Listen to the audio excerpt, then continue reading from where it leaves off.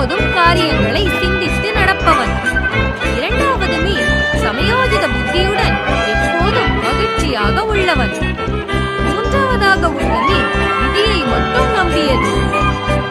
ஒரு நாள் முதல் மீன் இரண்டு மீன் பிடிப்பவர்கள் ஏரிக்கரையில் நிற்பதைக் கண்டது. அவர்கள் பேசுவதை மிகவும் கவனத்துடன் கேட்டது. அடுத்த நாள் அவர்கள் அந்த ஏரியில் மீன் பிடிக்கப் போவதாக தெரிந்து கொண்டது. உடனே அது விரைந்து சென்று மற்றவர்களிடம் இந்த விஷயத்தை கூறியது.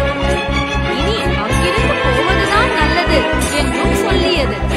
அந்த ஏரியிலிருந்து போகும் ஒரு வாய்க்கால் வழியாக போனால் அது வேறு ஒரு ஏரியில் போய் சேரும்.